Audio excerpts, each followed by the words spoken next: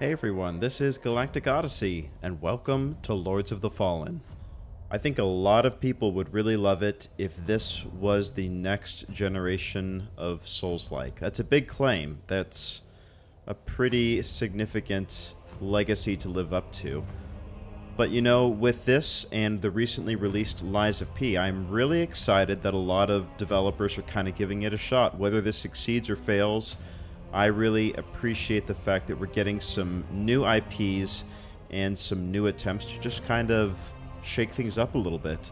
So, without further ado, let's go ahead and jump on in.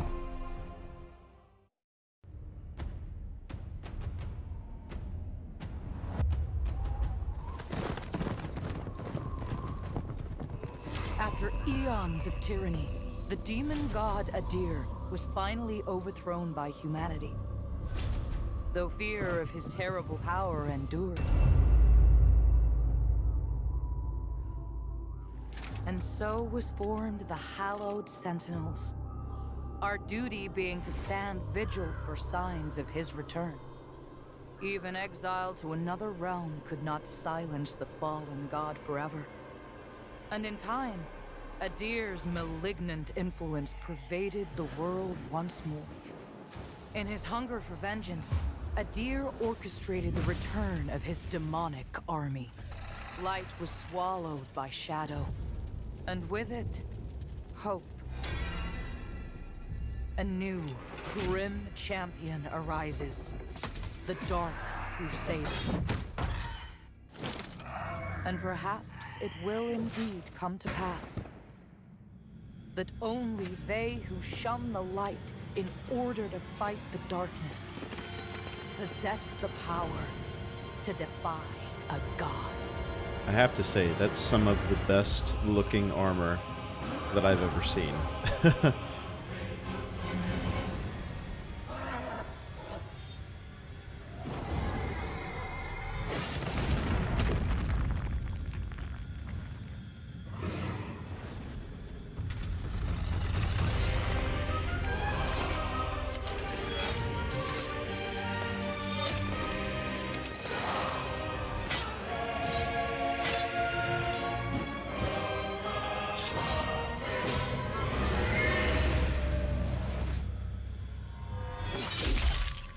Oh no!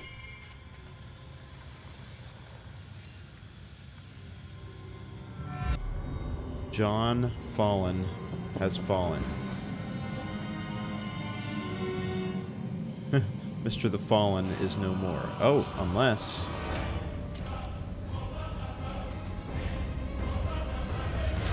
That's right, get back in the fight. We're not done with you yet.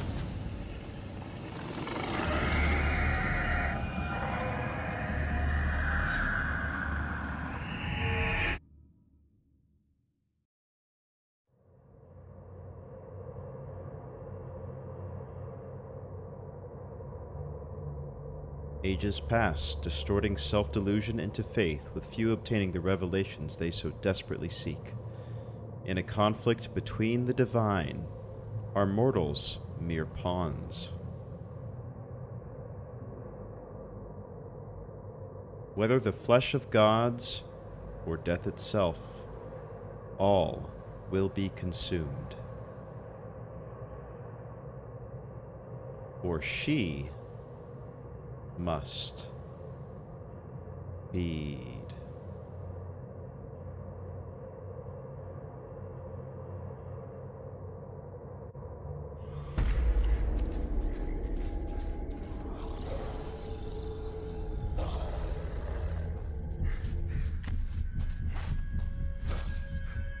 It's good to see that Mr. the Fallen survived.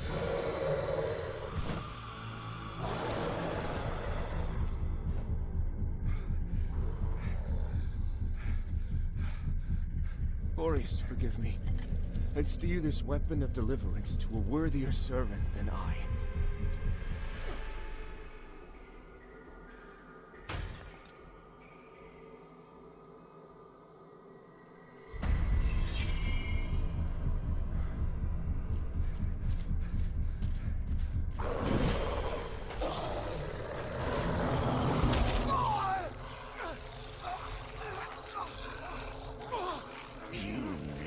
possess the metal for this, Crusader. You failed. Oh. Wow.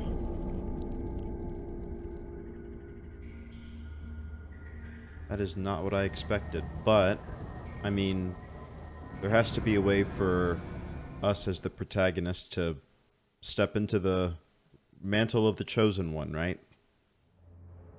Okay, so the question is, what type of character do we want to play? Now, in Dark Souls 1 and 2, which are the only Souls-likes that I've played so far, I'm a little late to the party, I've typically played Dex characters. Now, a lot of these classes here are kind of predicated around strength. So the Hallowed Knight is pretty well balanced between strength and agility, which is the Lords of the Fallen version of Dex. There's this Warwolf, kind of a barbarian type class, which is really cool. I love the aesthetic, but heavily into strength. You've got a Partisan here, which is a little, you know, sort of balance between ranged and a little bit of up close and personal melee. You've got the Mornstead Infantry, fairly high agility. I believe these tend to use javelins. That's what this guy's rocking on his back. The Blackfeather Ranger. I am very tempted by this one. This is kind of like a Bloodborne character, but even more medievalish, I guess. I just love the aesthetic, so if nothing else, this one's tempting me quite a bit. I think at the top of my list, though, right now is the Exiled Stalker. So it's going to have the highest agility out of all of the classes, and the dual wield. I've never really played a true, like, full dual wield character before, and I think that would be fun to at least try. Even though this does sort of describe itself as an advanced class. And then just to show you what the other options are here as well. You have the Orion Preacher. Now the three types of magic in here, as you can see, are Radiance, Inferno, and then eventually we will unlock Umbral magic as well. But the Orion, of course, is predicated around Radiance. Pyrrhic Cultist will be your Inferno or fire damage. And then Condemned, if you really want to play on hard mode, and play with buckets on your hands, as you can see here, then that's the one for you. But I think for me, I've kind of made up my mind that I want to go for this Stalker right here. And body type A or B. Basically, if you want to do male or female general body type, you could do that. As far as... oh, a lot of customized choices here. I don't really know the difference. I suspect with our little scarf thing going on here, we're not going to see a whole lot of... oh, I see. There's a little bit of a slider here in the triangle. Okay. Well, I tend to like characters with beards. You can go a little bit older here. Yeah, I think something like that. We'll give him some facial hair. What's the best beard you can give me? I think I can do without the braid. Yeah, there we go. Something distinguished. Yeah, perfect. Very cool. And then the hair, what do we want to do with the hair?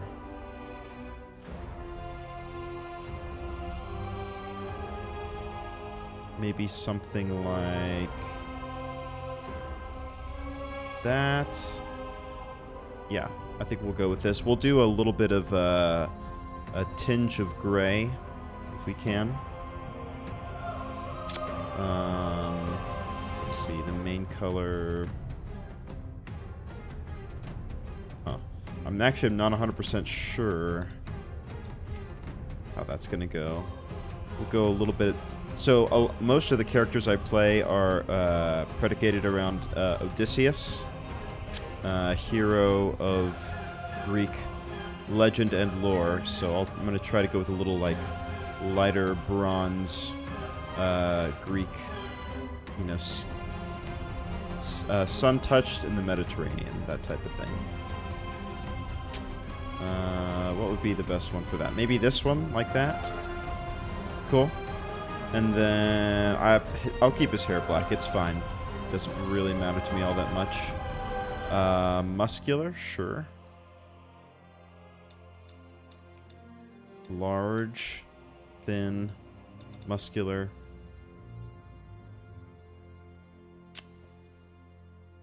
We'll give ourselves a little bit of heft. How about something like that? Okay. Not bad way to start. And then we'll change the name. So this is going to be Odysseus. Odysseus, there we go. And so we're starting with a couple daggers, some throwing knives, and a pretty sick starting outfit. So without further ado, let's introduce Odysseus to the world. Actually, let's read this little blurb before we jump in. A former imperial assassin, their downfall and subsequent banishment from their homeland has made of them a nomadic cutthroat, killing swiftly and efficiently for nothing more than coin. A challenging class to master, but also a lethally effective one.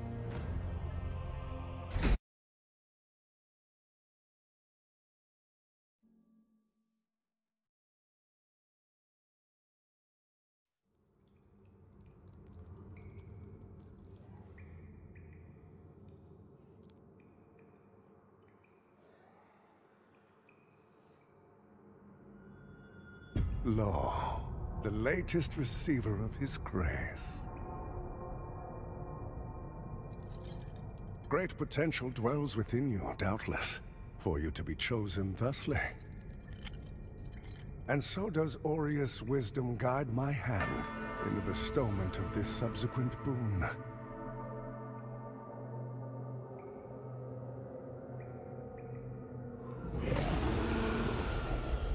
Your flesh has been made sacrosanct with the mark of the Dark Crusaders. Prove yourself worthy of this gift. Seek me in the bowels of the bridge. Our work is of the greatest import. So I wonder, were we raised from death into undeath and then into life, or were we a prisoner? This already introduces questions as to our origin.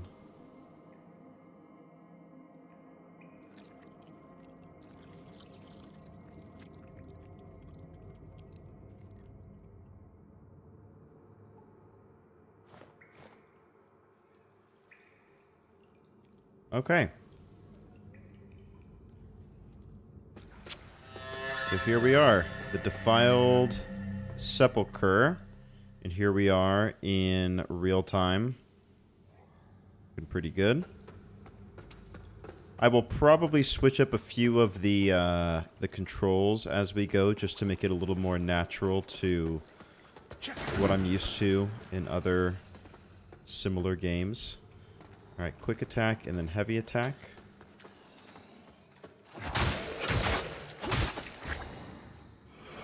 So obviously a few things that I'm going to be looking for here. One of them, obviously, and I want to acknowledge it right off the bat, is the performance, of course. As of release, there have been some performance issued for mainly console users. I'm playing right now, if you're wondering, with an NVIDIA GeForce RTX 3070. And so far, so I'm playing on the customized recommended settings. So I'm playing on high for most things. I think shadows are at low. Chromatic aberration, motion blur, all that stuff is off, which I think is good because I typically turn all that stuff off anyway. Press shift to sprint. Okay, yep. So far, this is working out really well. Like, there were a few dropped frames just when we first spawned in, but... Whoops. Mistimed that. Oh, but our misfortune is actually our gain. So obviously performance is something. I'm also kind of looking to see the difference with how a proclivity to dodge versus parry will work. So I'm definitely more of the oh.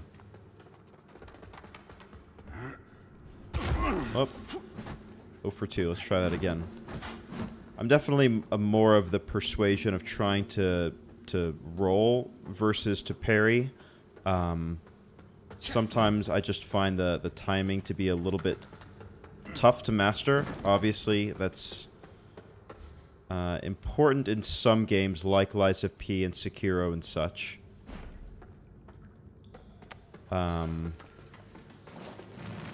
So if I can just roll out of danger, that's kind of what I prefer to, but we'll see. I mean, obviously I will...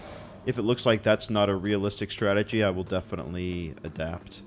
Another thing I'm kind of interested to see is what will the density of enemies be? Let's go and check out our inventory real quick. We're rocking Exiled Stalker daggers. Let's go ahead and read the lore for these.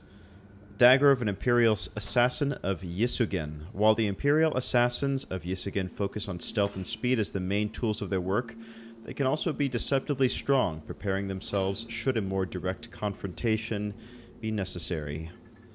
We also have these lacerating knives. Exalted Stalker headscarf.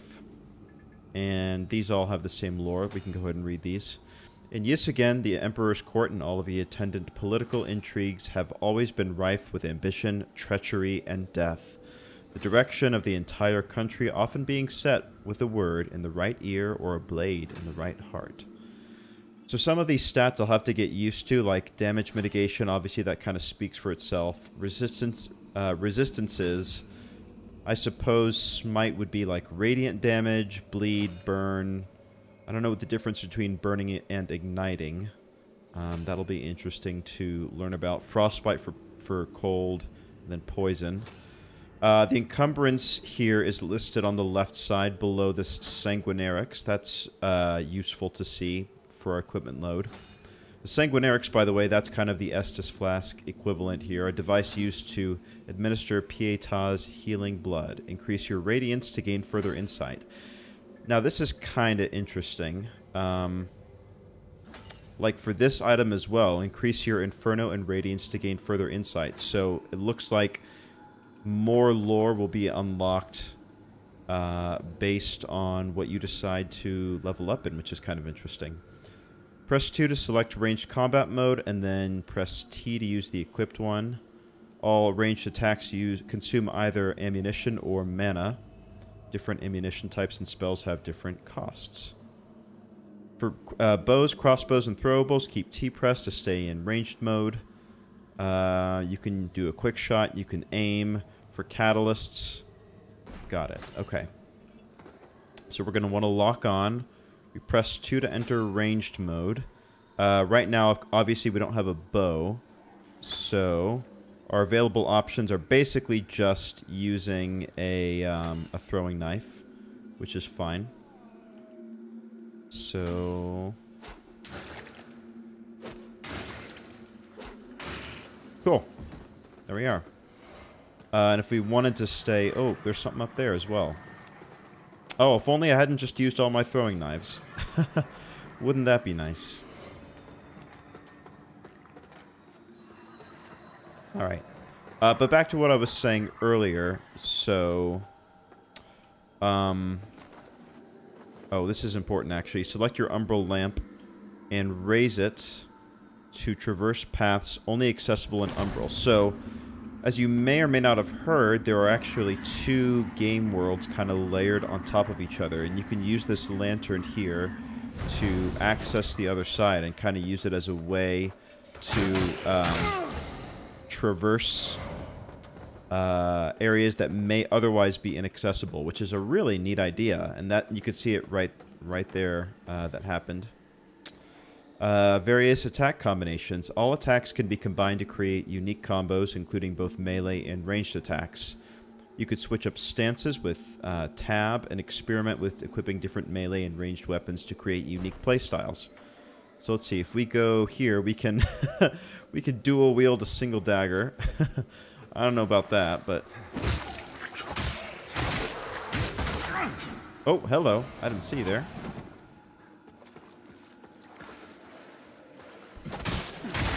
Looks like our stagger is pretty good so far. Let's actually go ahead and heal. So we use one of our sanguinarixes here. Very cool. And yep, Sanguinarix is your primary healing tool and recharges automatically upon reviving. It can be accessed in quick access items. Other consumables are found in your quick access slots, of course, and you can assign them as desired. Okay, so Umbral Rifting. Select your lamp and raise it with T. Rift by holding Q to transition to the Umbral. Beware, as you can only exit Umbral at specific points. So, if you raise your lantern, you could see into the other world, but obviously here we're going to need to fully transition to the other side. But we have to be careful because, as I understand it, some enemies can be a bit tougher here. So we won't necessarily want to stay here long term. Press Q to lock onto an item, select your Umbral Lamp, and then soul flay it. Okay. So do that, and then middle mouse. Okay. Cool, so that has cleared the way. So we'll be using our lantern to clear obstacles and deal with enemies in very specific ways here. Really cool aesthetic here, by the way. I love how visually distinct the Umbral Realm and I think Axiom is what the real world, so to speak, is called. Very, very neat. Lock onto an enemy to soul flay them. Select your Umbral Lamp. When an enemy's soul is exposed, attack it to apply wither damage. Attack a withered enemy to inflict a large amount of damage. Okay, so we lock on. We raise our lantern, and then we right-click to pull their soul out of their body. And then we do as much damage to it as we can. Then when it gets back to his body, we land a hit on them, and wham bam, thank you ma'am. Very, very cool.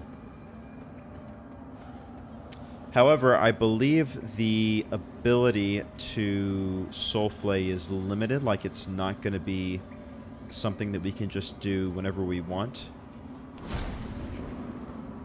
Okay, lock on. We're going to have to, over time, sort of gain more slots. And as you can see right here, that's kind of what I was just talking about, siphoning. Soul flaying an enemy's soul, like we just did, consumes a soul flay charge. So we're going to have to find these little blisters or other enemies that provide sort of the capability to recharge. So we'll do that.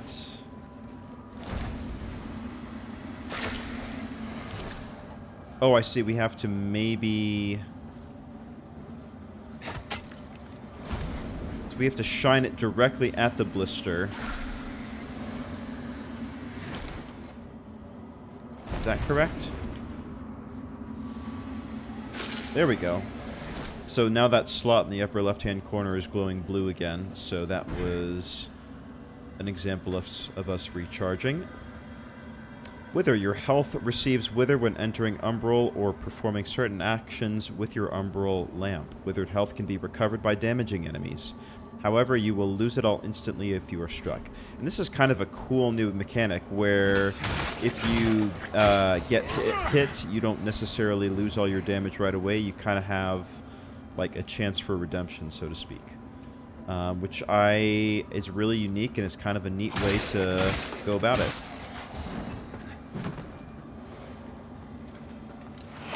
There is our heavy attack there. Very cool. I love how nimble I feel with this specific class. Alright. Let's see. What do we need to do here?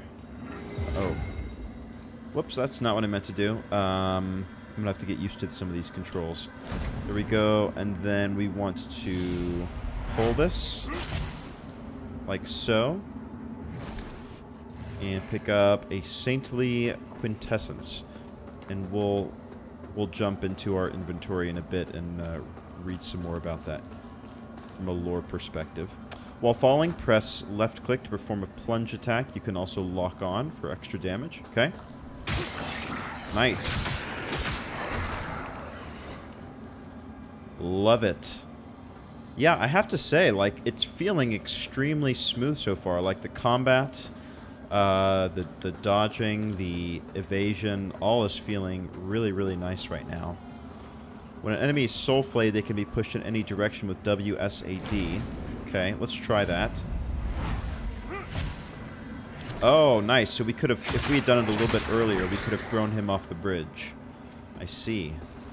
Nice. But of course, now our soul flay charge has been expended, so we need to go here and replenish, yeah, from one of these blisters right here.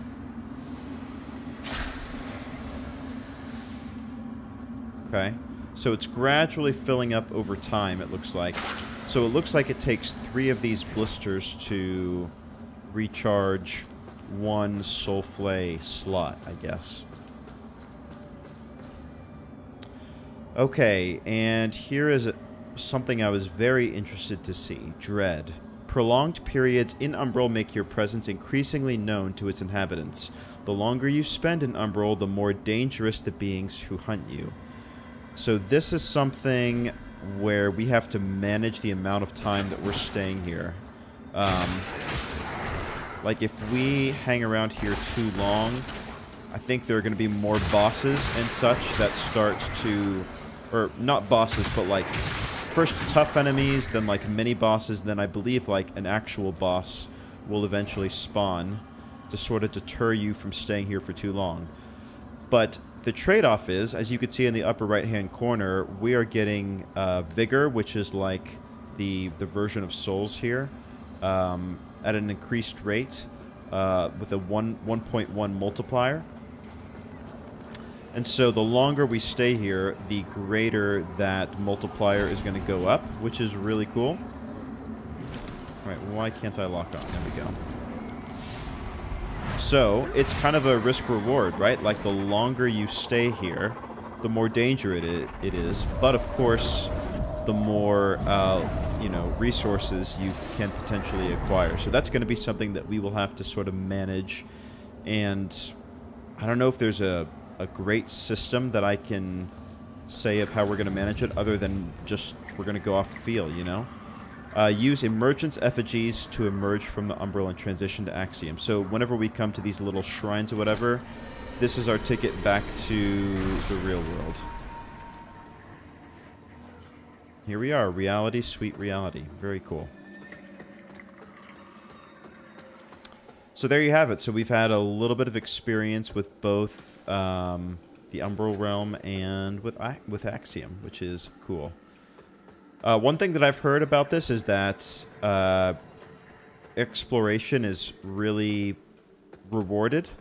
Oh, press simultaneously to kick. Oops, we'll do that for the next one. There we go, like so.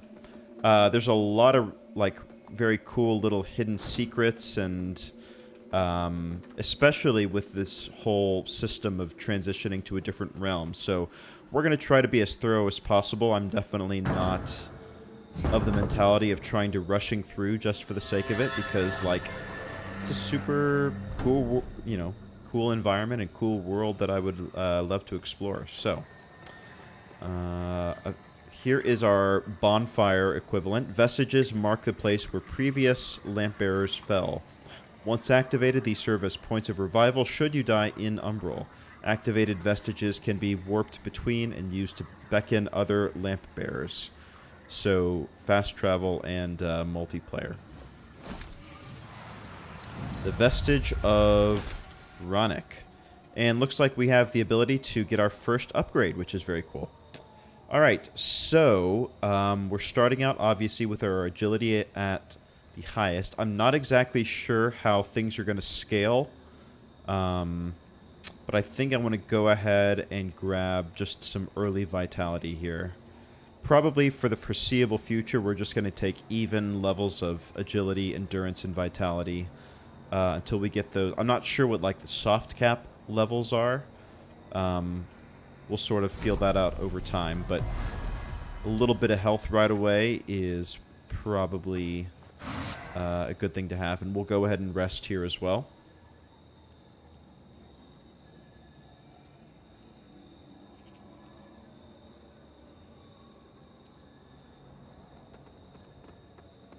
And off we go. So really loving the art style here as well. Like, it's got a very kind of, you know, dilapidated feel to it, which of course you would expect in a world like this. But it's also really incredibly beautiful. So these are the beacons that we're supposed to head to, I'm sure. Let's check out our inventory real quick. Looks like we picked up a couple things. This map of Mornstead, these are the beacons that we're seeing here. So not a true world map per se. These poison salts can add poison status damage to a weapon. These wither wards, a tin of powder providing increased defense against withering. A desiccated vestige moth used to travel to the most recently used vestige in exchange for a sacrifice of vigor. So you can fast travel if you give up a little bit of health. A wooden cross. It looks like here that's a weapon. And what else do we have? Saintly Quintessence, a relic used to upgrade the Sanguinarix. Ooh, I would love to do that. Looks like I can't at the moment. Maybe I need to acquire a few of those. Lampbearer's Rosary, given to you by Exactor Dunmere of the Dark Crusaders. An elite military order in service to the Church of Orion Radiance, the Dark Crusaders spread the teachings of the Church and the radiant god Aureus. A small inscription on the back of the rosary reads, "Cleanse the 5 beacons." And then we have Tacitus's journal that we just picked up. Weathered journal, a number of its pages missing. This journal belonged to Tacitus, a fearless explorer and cartographer. It's a map maker, for those of you keeping score at home, who had traveled across the Oathlands and far beyond, eventually venturing into Mornstead only to seemingly never emerge from the kingdom. And, of course, the accompanying map, as you might expect.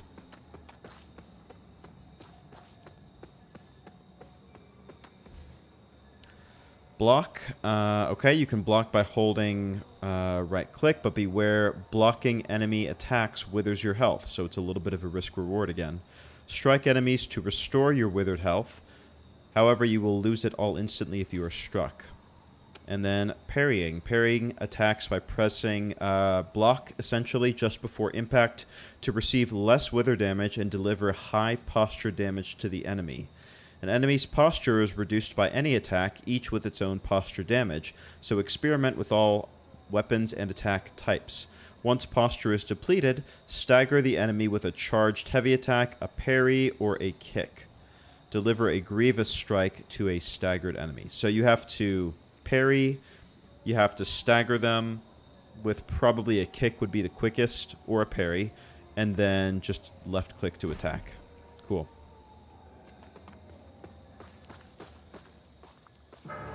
Alright, here we go. First boss.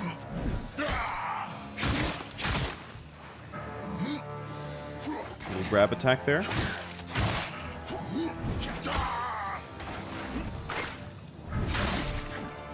Uh-oh. Okay.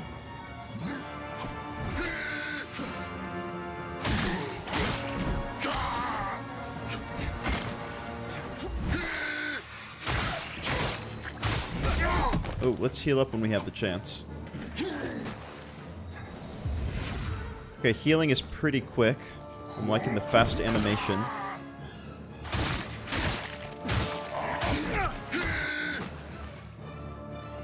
Alright, almost there.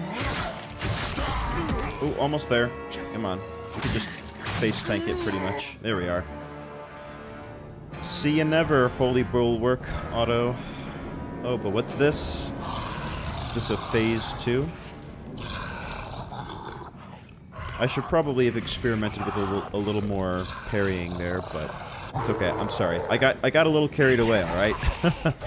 I'm really loving my class. Like, the Stalker feels great. I will not be giving you anything except cold steel, my friend. Oh, wow. Okay. Got it. Oh, I can't even lock on. Okay, some AoE attacks. You're able to dodge through. Okay. Why don't you come down here? Well, you can sort of see the line there where they attack. Or the AoE. Oh, happens. That's kind of interesting that it lights up, so it gives you an opportunity to actually evade. Okay, whoops. I feel like I hit him, but... Oh, wow. Did he just one-shot me there?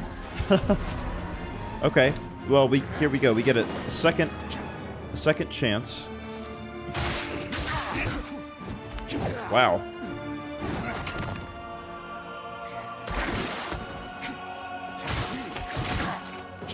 Oh, we're gonna need to heal here in a second, I think.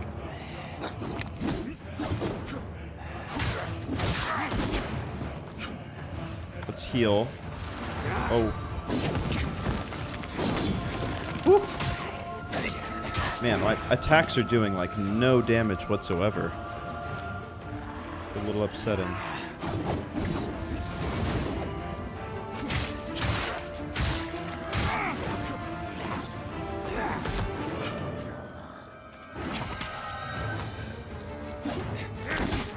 Oh, yikes. Brutal. Alright, heal again. That's our last heal, by the way. Oh, shoot. Okay. Yeah, man. Alright, for some reason, I don't know if we were meant to win that fight.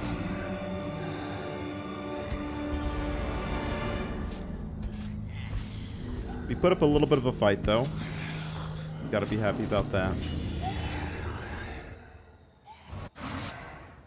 Huh. Okay.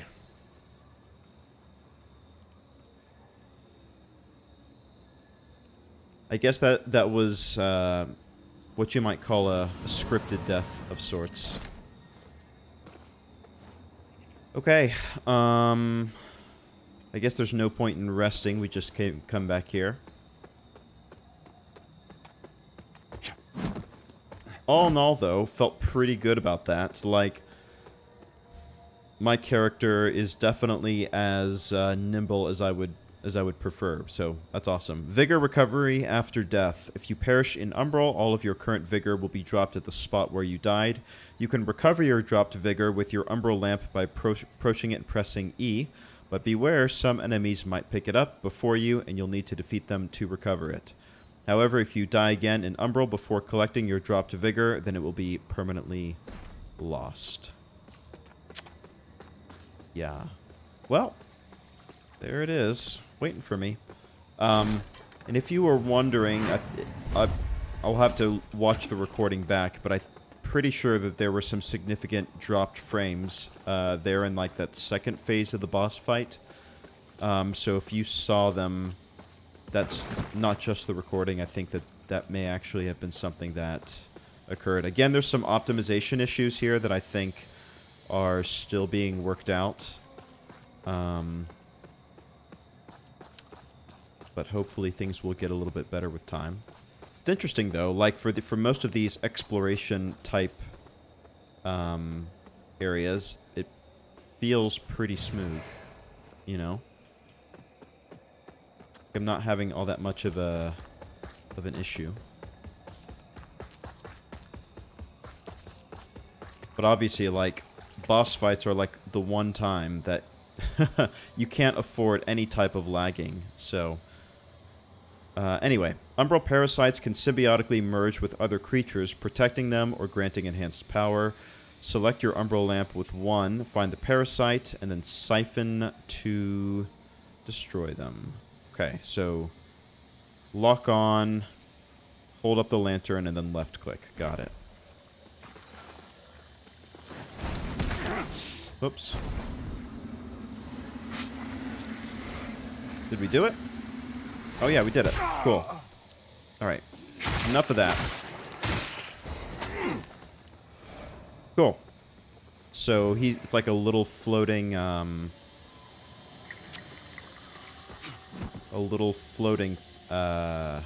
like jellyfish of some kind.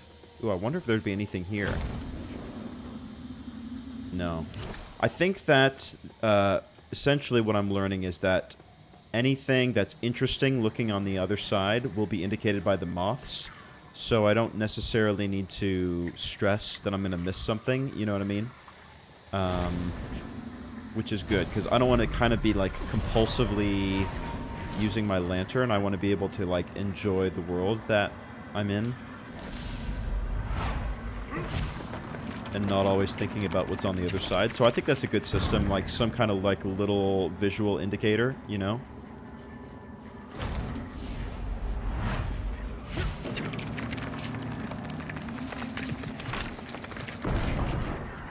Alright, our lantern is at full. And our first NPC, very cool. I always wondered if there were others. The Iron Wayfarer. You're probably thinking that lamp's just a tool to be used as you see fit. Take it lightly, and you'll find it's the other way around. Mark my words. Like the lamp is using me? I don't know who you are, and I don't care. Well, feeling is since mutual. It seems Adir has you marked, making you a bigger threat to the Rogar serves us both. I've defied the wills of gods and kings. If you know any kind of freedom, you'll do the same. I've defied the wills of gods and now kings. we're repeating ourselves. Oh, look, a bonfire. But those are not what we're looking for here. We're looking for these vestiges. The vestige of Hannelore. Cool. I think this is probably a good place to take our first break. We'll just hang out here in the Umbral Realm for a little bit. So let me know what you guys think. Obviously, this is a interesting new chapter in the category of Souls-likes. So what are your impressions so far? Like, what do you think of the art style? What do you think of, like, the new mechanics that are introduced? I have to say I am, like, actually really enjoying myself so far. We'll see, you know, as we kind of get out into the main hub and the main world and start to settle into it, you know, what may change. But so far, I'm definitely intrigued, and I want to keep it going. Let the good times roll. But please comment, tell me your thoughts. Drop a like if you enjoyed the video, and if you wouldn't mind subscribing for more of Lords of the Fallen and other excellent titles coming your way, that would be absolutely fantastic. Thanks so much for watching, and I'll see you in the next one. Bye for now.